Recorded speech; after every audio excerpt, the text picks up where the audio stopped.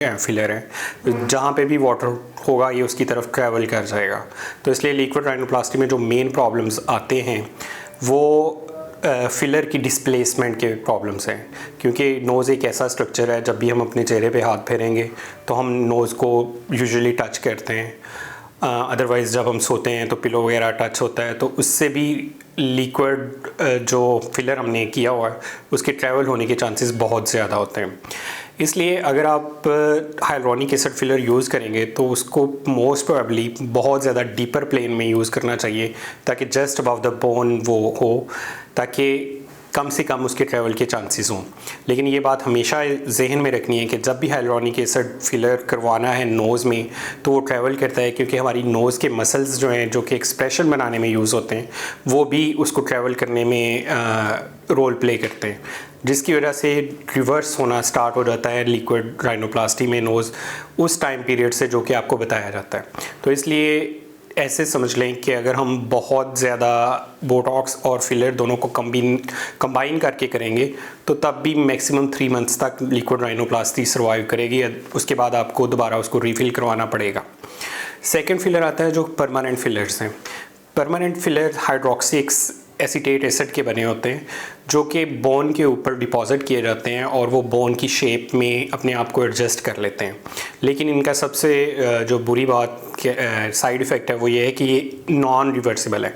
जब हमने वो इंजेक्ट कर दिए तो उन्होंने बोन का पार्ट बन जाना है, तो उसकी वजह से बम्प्स वगैरह हो सकते हैं, या आपको हो सकता है कि जो उस बोन को पैदा करने की वजह से या उस फिलर की वजह से हमने नोज़ बनाई है वो आपको पसंद ना आए, या उसमें कोई ट्रैवल हो जाए, या उसके हार्डन होने की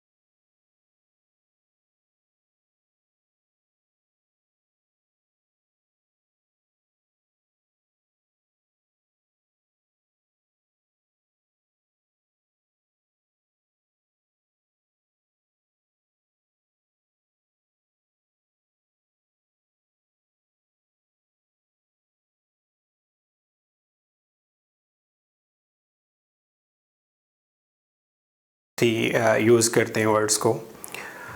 ये गोल्ड स्टैंडर्ड ट्रीटमेंट है किसी भी नोज़ को अप्रोप्रिएट साइंटिफिक लिमिट्स में या गोल्डन रेशो में एडजस्ट करने के लिए। बेहतरीन तरीका ये होता है कि जब भी हम कॉस्मेटिक्स को स्टडी करते हैं तो हमारे फेस की जो गोल्डन रेशोज़ हैं उनको फॉलो किया जाता है। अगर हम गोल्डन रेशोज़ को फॉलो नहीं करेंगे तो हम कभी भी खूबसूरत नाक, खूबसूरत आँखें, खूबसूरत चिन या खूबसूरत चेहरा बना नहीं सकेंगे, जो कि अट्रैक्टिव हो, सबको अच्छा लगे, या उसे देख के आपको खुशी हो। इसलिए बेहतर ये है कि आपने जब भी कोई राइनोप्लास्टी करवानी है तो क्वालिफाइड पर्सन के पास जाएं। अब अगर हम इस बारे में सोचें, या जब भी हमारे पास क्लाइंट आता है तो हम एज ए होल उसका फेस डिस्कस करते हैं, उसको एक्सप्लेन करते हैं कि आपके फेस पे कितनी नोज़ की हाइट चाहिए, कितनी लेंथ चाहिए, या कैसी नोज़ सूट करेगी, उसकी टिप कैसी होगी। इसलिए हर स्ट्रक्चर डिफरेंटली हम उसके साथ डिस्कस करते हैं और पेशेंट को काउंसल करते हैं और उसको हर स्टेप के बारे में गाइड करते हैं। हम हर एंगल जो है वो इवेल्युएट करते हैं उस गोल्डन रेशो को जहन में रखते हुए। उसमें हम देखते हैं कि नोज़ की जो शेप है, फोरहेड से लेके नीचे चिन तक कैसी प्रोफाइल पिक्चर बन रही है, कैसा फ्रंटल व्यू बनेगा, कैसे हम उसकी बोन को छोटा करेंगे या नोज़ को रीशेप करेंगे। अब उसमें डिफरेंट पार्ट्स ऑफ नोज़ हैं, मतलब हम नोज़ को बहुत सारे पार्ट्स में डिवाइड करते हैं।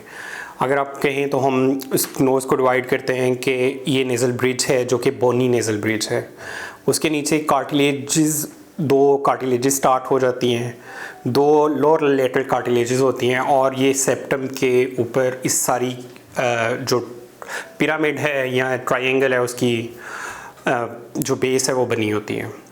अब कुछ पेशेंट्स की प्रोफाइल पिक्चर्स में अगर नेज़ल ब्रिज जो है वो ऊंचा है या नीचा है तो उसको गोल्डन रेशो के मुताबिक डील किया जाता है। इसी तरह जो हमारी अपर लैटरल कार्टिलेजेस हैं जो कि सांस लेने में काफ़ी अच्छा रोल प्ले करती हैं, उनको सेप्टम के साथ डील किया जाता है। फिर इसी तरह लोअर लेजल कार्टिलेजेस हैं, लोअर लैटरल कार्टिलेजेस, जिनको टिप प्लास्टी के लिए हम लोग यूज़ करते हैं।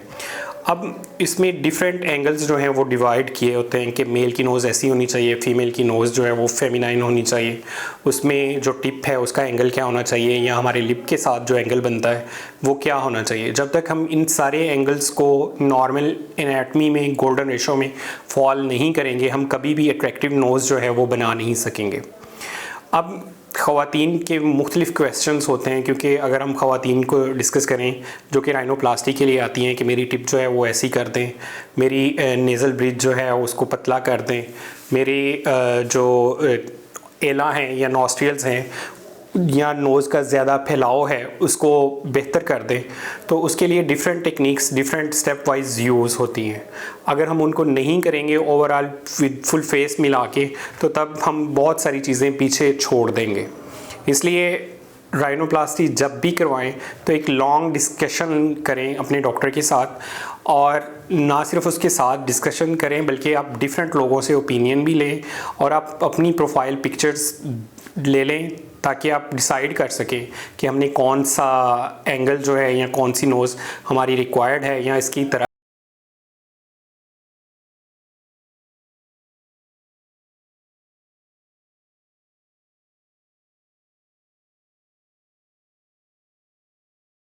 बहुत सारे पेशेंट्स जो हैं वो इस कंप्लेंट के साथ आते हैं कि हमें सांस का मसला है, तो इसके लिए हम हमारी राइनोप्लास्टी करते हैं।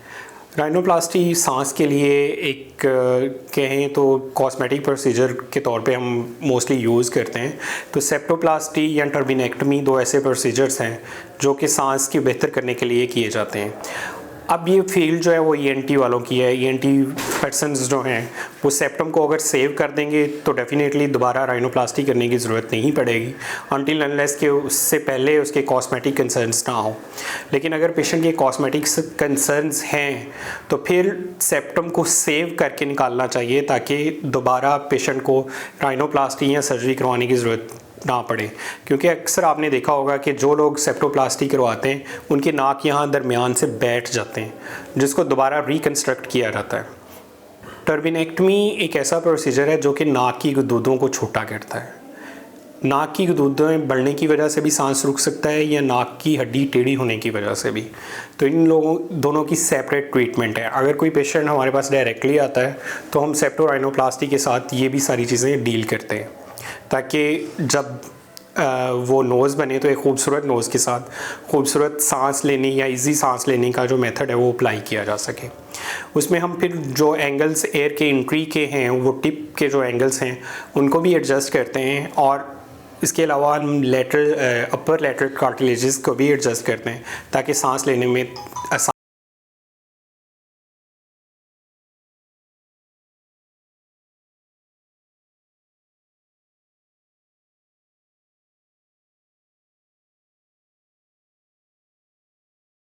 बहुत सारे लोगों का ये ख्याल है कि हम ऑपरेशन के कितने दिनों बाद काम पे जा सकेंगे, या उसके बाद हमारे साथ कैसे हीलिंग होगी और कैसे ये सारा कुछ कंटिन्यू होगा। सेप्टोप्लास्टी राइनोप्लास्टी बेसिकली एक सेफ प्रोसीजर है इन सेफर हैंड्स, क्योंकि यहाँ पे नोज़ और स्कल बेस के साथ मैच कर रहा होता है, तो इसको बहुत ज़्यादा जहन में रखना चाहिए। जब हम राइनोप्लास्टी करते हैं तो हम पेशेंट को 1 या 2 दिन के लिए नेज़ल पैक कर देते हैं, ताकि कोई जो ब्लीडिंग पॉइंट्स हैं वो बेहतर हो जाएं।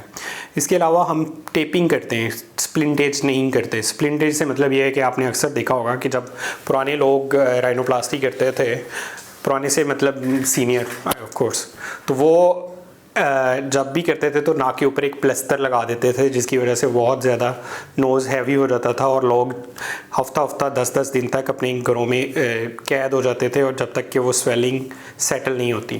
लेकिन अब हम लोगों ने ये जो हम टेक्निक यूज़ करते हैं, क्योंकि हमने ऑलरेडी बहुत ज़्यादा सेफ़ रहते हैं, तो हम बजाय इसके कि हम प्लस्तर लगाएं, हम सिर्फ टेपिंग के साथ इसको कंट्रोल करने की कोशिश करते हैं। टेपिंग बेसिकली नोज़ को पोजीशन देने के लिए रखी जाती है, ताकि जिस पोजीशन पे हमने उसको एडजस्ट किया है वो वहाँ पे रहे।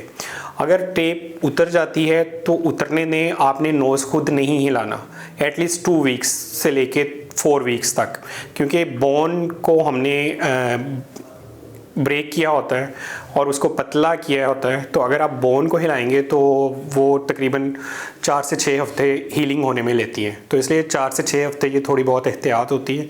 उसके अलावा 3rd डे पे आप जो मर्ज़ी नॉर्मल रूटीन अपनी जो है वो गेन कर सकते हैं।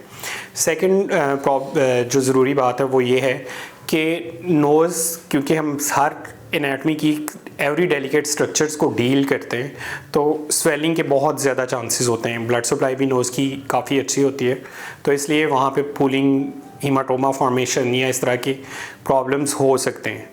इसलिए आपने परेशान नहीं होना। कुछ अरसे बाद स्वेलिंग आफ्टर 3 to 4 वीक्स जो है वो ख़त्म होना स्टार्ट हो जाती है, और आपकी नोज़ जो है वो वापस अपनी जो राइनोप्लास्टी वाली शेप है, पोस्ट राइनोप्लास्टी वाली शेप, उसमें शिफ्ट हो जाती है। इस सारे सिनेरियो के दौरान आपको कोई दर्द नहीं होती, क्योंकि ये बोन्स अगर आप टच करेंगे तो प्रॉब्लम करेंगी, अदरवाइज़ वो एडजस्ट की होती हैं, फिक्स की होती हैं हम लोगों ने। Thank you.